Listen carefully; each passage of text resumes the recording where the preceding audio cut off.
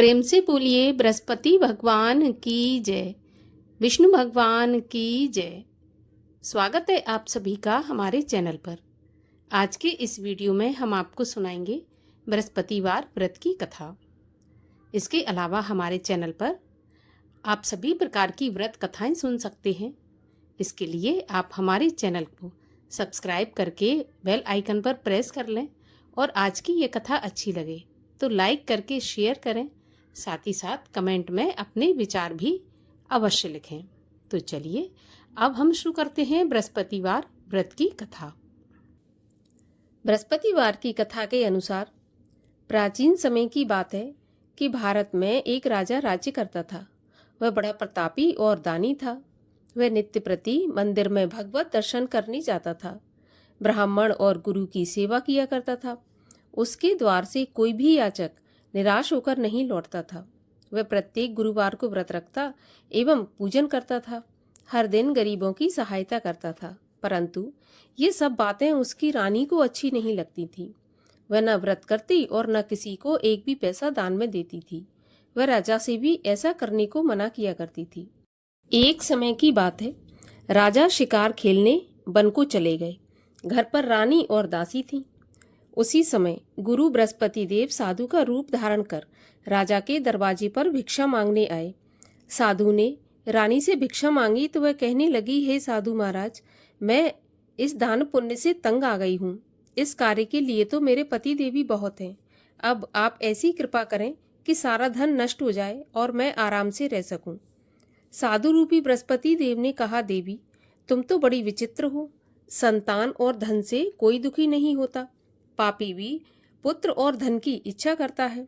अगर तुम्हारे पास धन अधिक है तो भूखे मनुष्यों को भोजन कराओ, प्याऊ लगवाओ, ब्राह्मणों को दान दो, धर्मशालाएं बनवाओ, कुआं, तालाब, बावड़ी, बाग, बगीचों आदि का निर्माण कराओ तथा निर्धनों की कुंवारी कन्याओं का विवाह कराओ। साथ ही यज्ञ आदि करो। इस प्रकार के कर्मों से आपके कुल का और आपका नाम परलोक में सार्थक होगा एवं स्वर्ग की प्राप्ति होगी। परंतु रानी साधु की इन बातों से खुश नहीं हुई। उसने कहा, हे साधु महाराज, मुझे ऐसे धन की आवश्यकता नहीं जिसको मैं अन्य लोगों को दान दूं तथा जिसको रखने और संभालने में ही मेरा सारा समय नष्ट हो जाए। साधु ने कहा, हे देवी, यदि तुम्हारी ऐसी इच्छा है तो जैसा मैं तुम्हें बताता हूँ तुम वैसा ही करना। बृहस्पतिवार के दिन घर को गोबर से लीपना, अपने केशों को पीली मिट्टी से धोना, केशों को धोते समय स्नान करना, राजा से कहना वह हजामत करवाए, भोजन में मांस मदिरा खाना, कपड़ा धोबी के यहाँ धुलने डालना। इस प्रकार 7 बृहस्पतिवार करने से तुम्हारा सारा धन नष्ट हो जाएगा। यह कहकर साधु महाराज अंतर्ध्यान हो गए। रानी ने साधु के कहने के अनुसार 7 बृहस्पतिवार वैसा ही करने का विचार किया। साधु के बताए अनुसार करते हुए केवल 3 बृहस्पतिवार ही बीते थे कि उसकी समस्त धन संपत्ति नष्ट हो गई। भोजन के लिए दोनों समय परिवार तरसने लगा तथा सांसारिक भोगों से दुखी रहने लगा। तब वह राजा रानी से कहने लगा कि हे रानी, तुम यहाँ पर रहो, मैं दूसरे देश को जाता हूँ, क्योंकि यहाँ पर मुझे सभी मनुष्य जानते हैं, इसलिए मैं यहाँ कोई कार्य नहीं कर सकता। देश चोरी परदेश भीख बराबर है। ऐसा कहकर राजा परदेश चला गया। वहाँ जंगल से लकड़ी काटकर लाता और शहर में बेचता। इस तरह जीवन व्यतीत करने लगा। इधर राजा के बिना रानी और दासियां दुखी रहने लगी। किसी दिन भोजन मिलता और किसी दिन जल पीकर ही रह जाती। एक समय रानी और दासियों को 7 दिन बिना भोजन के व्यतीत हो गए। तो रानी ने अपनी दासी से कहा कि हे दासी, यह पासी के नगर में मेरी बहन रहती है, वह बड़ी धनवान है, तू उसके पास जा और वहां से 5 सेर बेझर मांग कर लिया, जिससे कुछ समय के लिए गुजर हो जाएगी। दासी रानी की बहन के पास गई। रानी की बहन उस समय पूजा कर रही थी। बृहस्पतिवार का दिन था। दासी ने रानी की बहन से कहा, हे रानी, मुझे आपकी बहन ने भेजा है, मुझे 5 सेर बेझर दे दो। दासी ने यह बात अनेक बार कही, परंतु रानी की बहन ने कोई उत्तर नहीं दिया, क्योंकि वह उस समय बृहस्पतिवार की कथा सुन रही थी। जब दासी को रानी की बहन से कोई उत्तर नहीं मिला तो वह बहुत दुखी हुई। उसे क्रोध भी आया। वह लौटकर रानी से बोली, हे रानी, आपकी बहन बहुत ही धनी स्त्री है, छोटे लोगों से बात भी नहीं करती। मैंने उससे कहा तो उसने कोई उत्तर नहीं दिया। मैं वापस चली आई। रानी बोली, हे दासी, इसमें उसका कोई दोष नहीं है। जब बुरे दिन आते हैं तब कोई सहारा नहीं देता। अच्छे बुरे का पता विपत्ति में ही लगता है। जो ईश्वर की इच्छा होगी वही होगा। यह सब तो हमारे भाग्य का दोष है। उधर रानी की बहन ने सोचा कि मेरी बहन की दासी आई थी, परंतु मैं उससे नहीं बोली। इससे वह बहुत दुखी हुई होगी। कथा सुन और विष्णु भगवान का पूजन समाप्त कर वह अपनी बहन के घर आई और कहने लगी, हे बहन, मैं बृहस्पतिवार का व्रत कर रही थी। तुम्हारी दासी गई, परंतु जब तक कथा होती है तब तक ना उठते हैं और ना बोलते हैं, इसीलिए मैं नहीं बोली। कहो दासी क्यों गई थी? रानी बोली, बहन, हमारे घर अनाज नहीं था। वैसे तुमसे कोई बात छुपी नहीं है, इस कारण मैंने दासी को तुम्हारे पास 5 सेर बेझल लेने के लिए भेजा था। रानी की बहन बोली, बहन देखो, बृहस्पति भगवान सबकी मनोकामना पूरी करते हैं। देखो शायद तुम्हारे घर में अनाज रखा हो। यह सुनकर दासी घर के अंदर गई तो वहां उसे एक घड़ा बेजर का भरा मिल गया। उसे बड़ी हैरानी हुई क्योंकि उसने एक एक बर्तन देख लिया था। उसने बाहर आकर रानी को बताया। दासी अपनी रानी से कहने लगी, हे रानी, देखो, वैसे हमको जब अन्न नहीं मिलता तो हम रोज ही व्रत करते हैं। अगर इनसे व्रत की विधि और कथा पूछ ली जाए तो उसे हम भी किया करेंगे। दासी के कहने पर रानी ने अपनी बहन से बृहस्पतिवार व्रत के बारे में पूछा। उसकी बहन ने बताया, बृहस्पतिवार के व्रत में चने की दाल और मुनक्का से विष्णु भगवान का केले की जड़ में पूजन करें तथा दीपक जलाएं, पीला भोजन करें तथा कथा सुनें। इस प्रकार करने से गुरु भगवान प्रसन्न होते हैं, अन्न पुत्र धन देते हैं, मनोकामना पूरी करते हैं। व्रत और पूजन की विधि बताकर रानी की बहन अपने घर लौट गई। रानी और दासी दोनों ने निश्चय किया कि बृहस्पति भगवान का पूजन अवश्य करेंगी। 7 रोज बाद जब बृहस्पतिवार आया तो उन्होंने व्रत रखा। घुड़साल में जाकर चना और गुड़ बीन लाई तथा उसकी दाल से केले की जड़ तथा विष्णु भगवान का पूजन किया। अब भोजन पीला कहाँ से आए? दोनों बड़ी दुखी हुई, परंतु उन्होंने व्रत किया था, इस कारण बृहस्पति भगवान प्रसन्न थे। एक साधारण व्यक्ति के रूप में वे 2 थालों में सुंदर पीला भोजन लेकर आए और दासी को देकर बोले, हे दासी, यह भोजन तुम्हारे और रानी के लिए है, तुम दोनों करना। दासी भोजन पाकर बड़ी प्रसन्न हुई और रानी से बोली, रानी जी भोजन कर लो। रानी को भोजन आने के बारे में कुछ पता नहीं था, इसलिए वह दासी से बोली, जा तू ही भोजन कर, क्योंकि तू हमारी व्यर्थ में हंसी उड़ाती है। दासी बोली, एक व्यक्ति भोजन दे गया है। रानी कहने लगी, वह भोजन तेरे लिए ही दे गया है, तू ही भोजन कर। दासी ने कहा, वह व्यक्ति हम दोनों के लिए 2 थालों में भोजन देकर गया है, इसलिए मैं और आप दोनों ही साथ साथ भोजन करेंगे। दोनों ने गुरु भगवान को नमस्कार करके भोजन प्रारंभ किया। उसके बाद से वे प्रत्येक बृहस्पतिवार को गुरु भगवान का व्रत और पूजन करने लगी। बृहस्पति भगवान की कृपा से उनके पास धन हो गया, परंतु रानी फिर पहले की तरह आलस करने लगी। तब दासी बोली, देखो रानी, तुम पहले भी इस प्रकार आलस करती थी।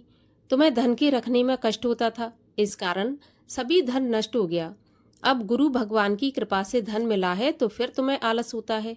बड़ी मुसीबतों के बाद हमने यह धन पाया है, इसलिए हमें दान पुण्य करना चाहिए तथा भूखे मनुष्यों को भोजन कराओ, प्याऊ लगवाओ, ब्राह्मणों को दान दो, कुआं, तालाब, बावड़ी आदि का निर्माण करवाओ, मंदिर, पाठशाला बनवाकर दान दो, कुंवारी कन्याओं का विवाह करवाओ, धन को शुभ कार्यों में खर्च करो, जिससे तुम्हारे कुल का यश बढ़े तथा स्वर्ग प्राप्त हो और पितृ प्रसन्न हो। दासी की बात मानकर रानी ने इसी प्रकार के कर्म करने प्रारंभ किए। अब तो रानी का काफी यश फैलने लगा। एक दिन रानी और दासी आपस में विचार करने लगी कि न जाने राजा किस दशा में होंगे, उनकी कोई खोज खबर नहीं है। गुरु भगवान से उन्होंने प्रार्थना की और भगवान ने रात्रि में राजा को स्वप्न में कहा कि हे राजा, उठ, तेरी रानी तुझको याद करती है, अब अपने देश को लौट जा। राजा प्रातःकाल उठा। वह विचार करने लगा कि स्त्री जाति खाने और पहनने की ही साथी होती है, पर भगवान की आज्ञा मानकर वह अपने नगर को चलने के लिए तैयार हुआ। जब राजा परदेश गया तो परदेश में बहुत दुखी रहने लगा था। प्रतिदिन जंगल से लकड़ी बीनकर लाता और उसे शहर में बेचकर अपने दुखी जीवन को बड़ी कठिनता से व्यतीत करता था। एक दिन राजा दुखी हो अपनी पुरानी बातों को याद करके रोने लगा। उस जंगल में बृहस्पति देव एक साधु का रूप धारण करके आए और राजा के पास आकर बोले, हे लकड़हारे, तुम इस सुनसान जंगल में किस चिंता में बैठे हो, मुझे बताओ। यह सुनकर राजा के नेत्रों में जल भर आया और साधु की वंदना करके बोला, हे प्रभु, आप सब कुछ जानने वाले हैं। इतना कहकर राजा ने साधु को अपनी संपूर्ण कहानी सुना दी। महात्मा दयालु होते हैं। वे राजा से बोले, हे राजा, तुम्हारी पत्नी ने बृहस्पति देव के प्रति अपराध किया था, जिसके कारण तुम्हारी यह दशा हुई। अब तुम किसी प्रकार की चिंता मत करो, भगवान तुम्हें पहले से अधिक धन देंगे। देखो, तुम्हारी पत्नी ने बृहस्पतिवार का व्रत प्रारंभ कर दिया है। अब तुम भी बृहस्पतिवार का व्रत करके चने की दाल व गुड़ जल के लोटे में डालकर केले का पूजन करो, फिर कथा कहो या सुनो। भगवान तुम्हारी सब कामनाओं को पूरा करेंगे। साधु को प्रसन्न देखकर राजा बोला, हे प्रभु, मुझे लकड़ी बेचकर इतना पैसा नहीं बचता जिससे भोजन करने के उपरांत कुछ बचा सकूं। मैंने रात्रि में अपनी रानी को व्याकुल देखा है। मेरे पास कोई साधन नहीं जिससे उसका समाचार जान सकूं। फिर मैं बृहस्पति देव की क्या कहानी कहूं, यह भी मुझको मालूम नहीं है। साधु ने कहा, हे राजा, तुम किसी बात की चिंता मत करो। बृहस्पतिवार के दिन तुम रोज की तरह लकड़ियां लेकर शहर में जाओ। तुम्हें रोज से दुगना धन प्राप्त होगा, जिससे तुम भली भांति भोजन कर लोगे तथा बृहस्पति देव की पूजा का सामान भी आ जाएगा। और बृहस्पतिवार की कहानी इस प्रकार से है। प्राचीन काल में एक बहुत ही निर्धन ब्राह्मण था। उसकी कोई संतान नहीं थी। वह नित्य पूजा पाठ करता, परंतु उसकी स्त्री बहुत मलिनता के साथ रहती थी। वह न स्नान करती और न किसी देवता का पूजन करती। प्रातःकाल उठते ही सबसे पहले भोजन करती, बाद में अन्य कार्य करती। ब्राह्मण देवता बहुत दुखी रहते थे। पत्नी को बहुत समझाते, किंतु उसका कोई परिणाम नहीं निकलता। भगवान की कृपा से ब्राह्मण की स्त्री की कन्या उत्पन्न हुई। वह कन्या अपने पिता के घर में बड़ी होने लगी। वह बालिका प्रातः स्नान करके भगवान विष्णु का जप करती, बृहस्पतिवार का व्रत भी करने लगी। पूजा पाठ समाप्त करके स्कूल जाती तो अपनी मुट्ठी में जौ भर के ले जाती और पाठशाला के मार्ग में डालती जाती।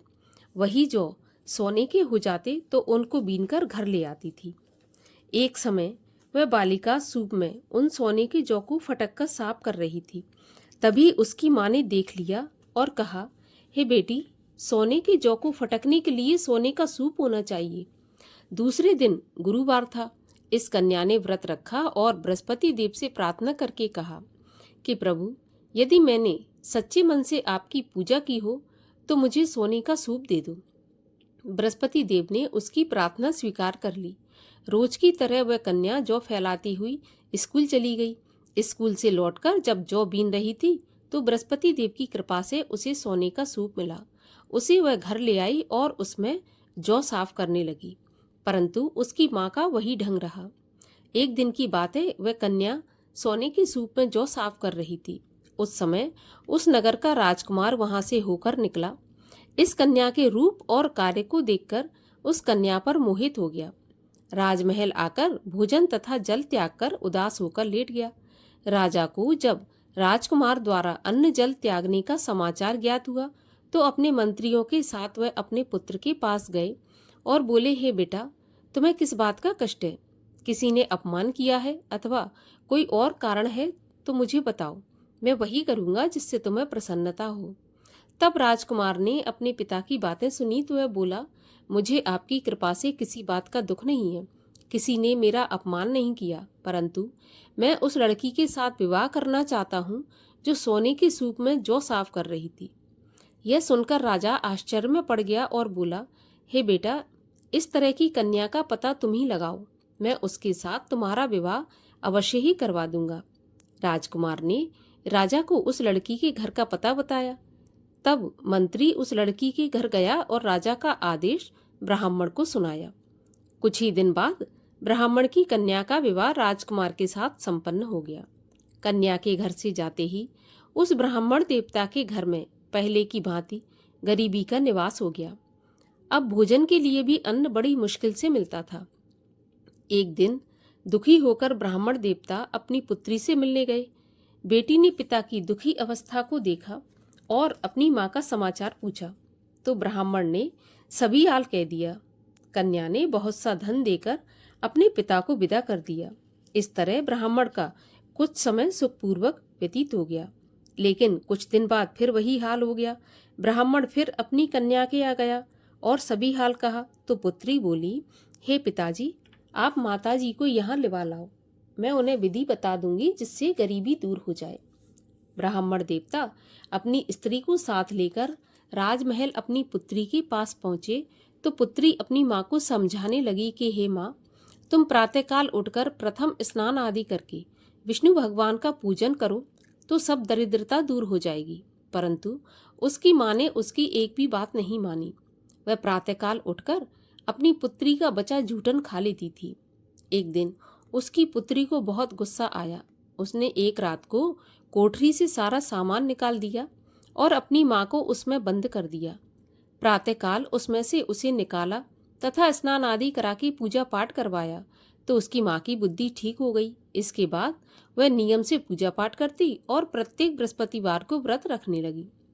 इस व्रत के प्रभाव से उसकी माँ भी बहुत धनवान तथा पुत्रवती हो गई और बृहस्पति देवता के प्रभाव से स्वर्ग को गई। वह ब्राह्मण भी सुखपूर्वक इस लोक का सुख भोग कर स्वर्ग को प्राप्त हुआ। इस तरह कहानी कहकर साधु देवता वहां से अंतर्ध्यान हो गए। धीरे धीरे समय व्यतीत होने पर फिर बृहस्पतिवार का दिन आया। राजा जंगल से लकड़ी काटकर किसी शहर में बेचने गया। उसे उस दिन और दिनों से अधिक धन मिला। राजा ने चना गुड़ आदि लाकर गुरुवार का व्रत किया। उस दिन से उसके सभी क्लेश दूर हुए। परंतु जब अगला गुरुवार आया तो वह व्रत करना भूल गया। इस कारण बृहस्पति भगवान नाराज हो गए। उस दिन उस नगर के राजा ने विशाल यज्ञ का आयोजन किया तथा अपने समस्त राज्य में घोषणा करवा दी कि कोई भी मनुष्य अपने घर भोजन ना बनाए तथा आग भी न जलाए। समस्त जनता मेरे यहाँ भोजन करने आई और इस आज्ञा को जो नहीं मानेगा उसको फांसी की सजा दी जाएगी। राजा की आज्ञा के अनुसार राज्य के सभी वासी राजा के भोज में सम्मिलित हुए। लेकिन लकड़हारा कुछ देर से पहुंचा, इसलिए राजा उसको अपने साथ महल में ले गए। जब राजा लकड़हारे को भोजन करा रहे थे तो रानी की दृष्टि उस खूंटी पर पड़ी जिस पर उसका हार लटका हुआ था। उसे हार खूंटी पर लटका दिखाई नहीं दिया तो रानी को निश्चय हो गया कि मेरा हार इस लकड़हारे ने चुरा लिया है। उसी समय सैनिक बुलवाकर उसको जेल खाने में डलवा दिया। जब लकड़हारा जेल खाने में गया तो बहुत दुखी होकर विचार करने लगा कि न जाने कौन से पूर्व जन्म के कर्म से मुझे यह दुख प्राप्त हुआ है, और उसी साधु को याद करने लगा जो कि जंगल में मिला था।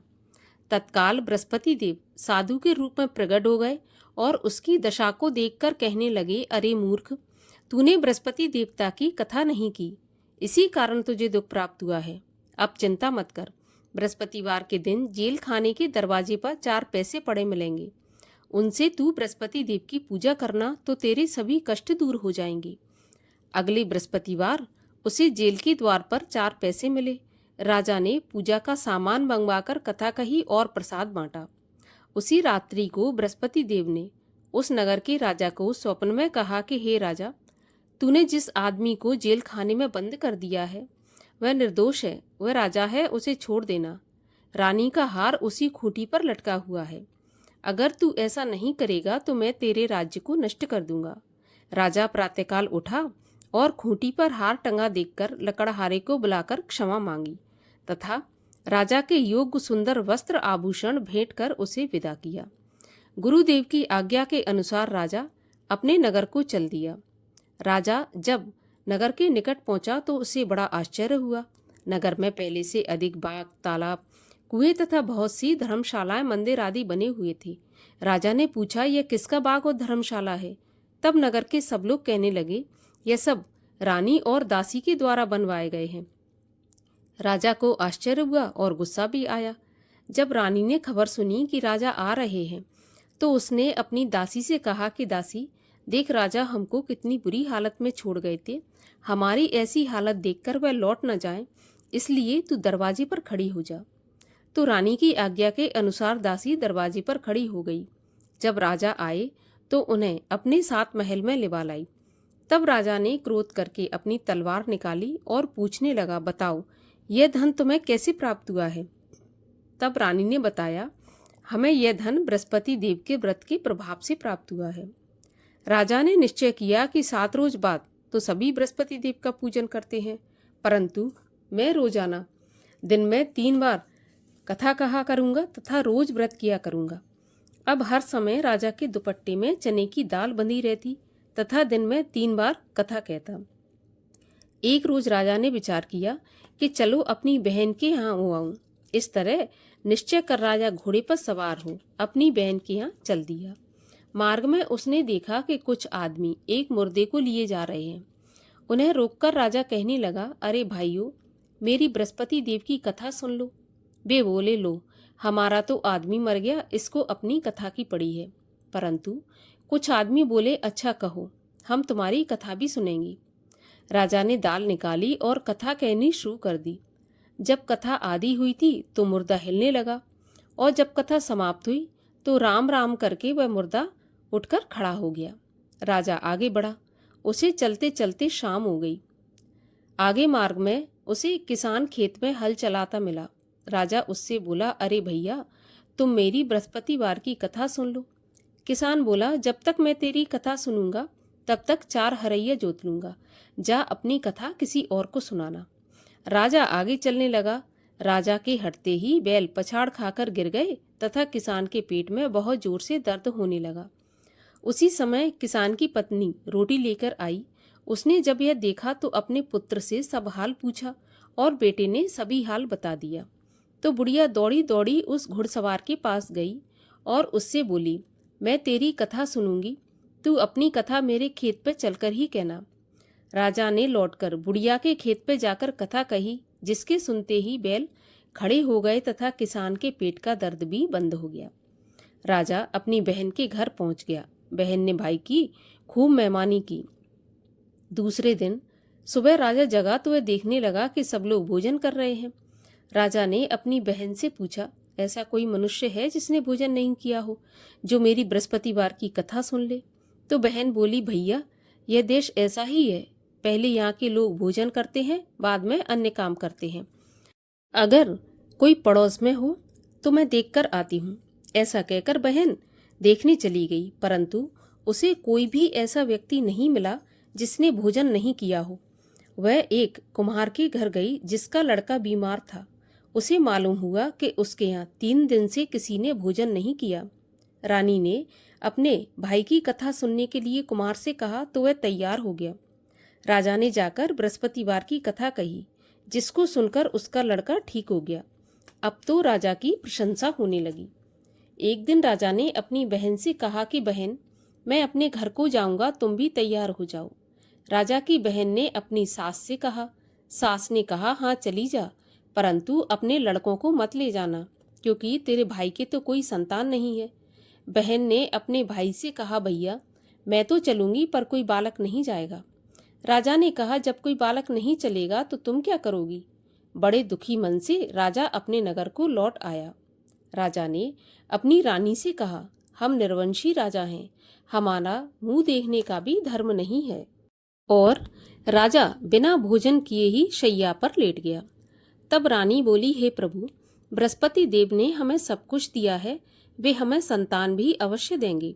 उसी रात को बृहस्पति देव ने राजा से सपने में कहा कि राजा, उठ, सभी सोच त्याग दे, तेरी रानी गर्भवती है। राजा को यह जानकर बड़ी खुशी हुई। 9वें महीने रानी के गर्भ से एक सुंदर पुत्र पैदा हुआ। तब राजा बोला, हे रानी, स्त्री बिना भोजन के रह सकती है, बिना कहे नहीं रह सकती। जब मेरी बहन आए तो तुम मुझसे कुछ कहना मत। रानी ने सुनकर हाँ कर दिया।